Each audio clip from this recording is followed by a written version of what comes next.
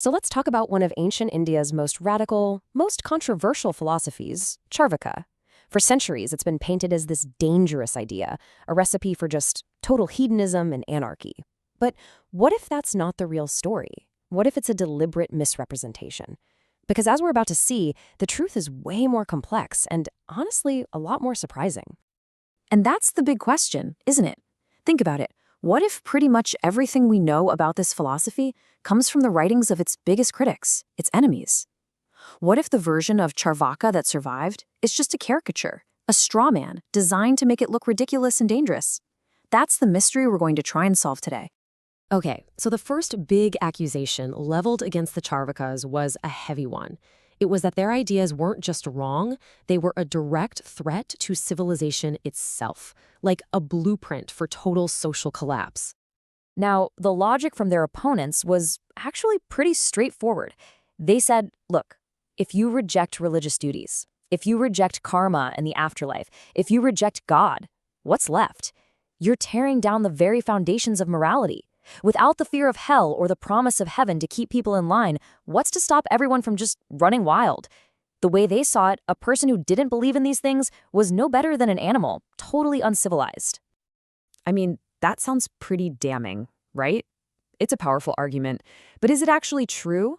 Or is there another side to the story that's been, conveniently swept under the rug for a few thousand years? Well, here's the Cārvaka comeback. They didn't want chaos. They advocated for something called lok nirmit niyam, which basically means socially constructed laws. Their point was that we as humans are perfectly capable of creating our own rules and ethical systems to make society work, right here, right now, on Earth. They weren't against laws. They were against laws that were justified by things you can't prove, like rebirth or an afterlife. They wanted order, for sure, but an order created by people for people. All right, let's get to the big one, the second and by far the most famous accusation, the one that has pretty much defined Cārvaka for centuries, that it's just a philosophy of pure, unfiltered, irresponsible pleasure-seeking. And this one little verse, man, this was the smoking gun for their critics. As long as you live, live happily. Take a loan to drink ghee. Now, ghee, or clarified butter, was a luxury, a symbol of indulgence. So this line was used to paint a picture of the Cārvakas as these people who would tell you to go deep into debt just for a moment of pleasure and to hell with the consequences. It's the perfect caricature of an irresponsible hedonist, right? But hold on, because this is where everything gets turned on its head. That super famous line? It's a fragment. It's a misquote ripped completely out of context. The full verse is so much deeper. It says, live happily as long as you live, for no one escapes death. Once this body is reduced to ashes, how can it return? You see, it's not a call to get into reckless debt. It's a really powerful statement about mortality. The point isn't ignore your responsibilities. The point is cherish this life, because it's the only one we know we have. The context just changes everything. So the attacks weren't just about personal morals. They got bigger. The next accusation was about cultural identity. The charge was that Cārvaka wasn't just wrong, it was foreign, an outside invader. It was, they claimed, un-Vedic, and therefore un-Indian.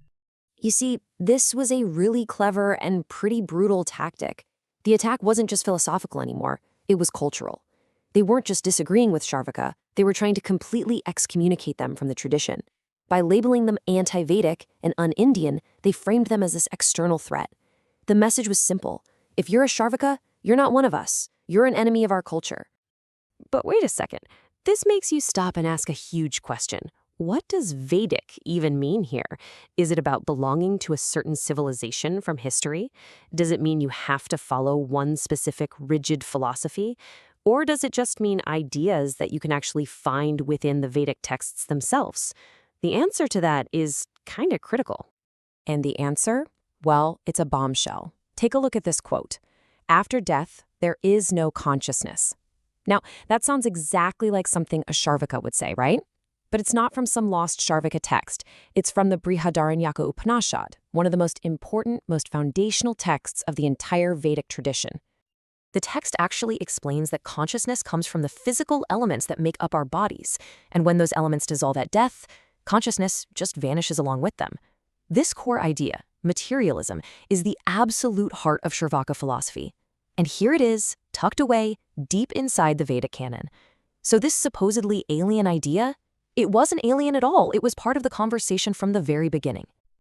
Okay, on to our final big accusation. This one's a little more philosophical. It gets into what's called epistemology, the theory of knowledge. It's all about a simple question. How do we know what we know? So the charge here was that these Cārvakas were frankly foolish, just naive simpletons. And why? Because they supposedly only accepted one kind of proof, direct perception. Their critics basically said, come on, even an animal knows better. An animal sees smoke and infers that there must be a fire. So let's break this down. At the heart of it is this concept, pratyaksha pramana. It means direct perception. It's the knowledge you get straight from your senses. If you can see it, hear it, taste it, touch it, it's real. For the Cārvakas, this was the absolute bedrock of all reliable knowledge. Now, you compare that with anumana, which is inference. That's getting knowledge indirectly. So you see smoke, that's your direct perception, and from that, you infer that there's a fire, even if you can't see the flames. The accusation was that the Cārvakas just threw this entire way of knowing things out the window. But once again, if you dig a little deeper, you find out that's not the whole story. The Cārvakas were not against inference. They were fine with it. They accepted it as a useful tool for figuring out the world, but with one really important condition. The inference had to be connected to something you could, at some point, directly perceive. So, inferring fire from smoke? Totally fine, because both smoke and fire are part of our observable world. What they didn't accept was using inference to leap into things like heaven, hell, or karma, concepts that have zero basis in anything we can directly perceive. Theirs was a philosophy of radical empiricism, but it wasn't naive. So, where does that leave us? After we peel back all these layers of accusations, what are we left with? What is the real legacy of this so-called lost philosophy?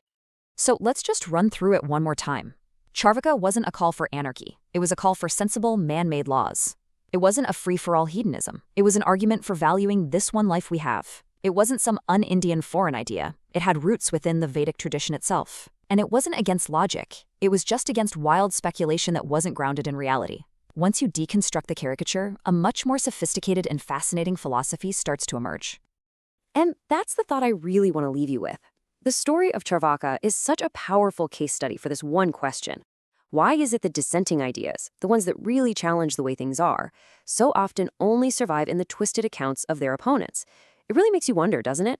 How many other brilliant ideas have been lost to history, not because they were wrong, but simply because they lost the PR battle?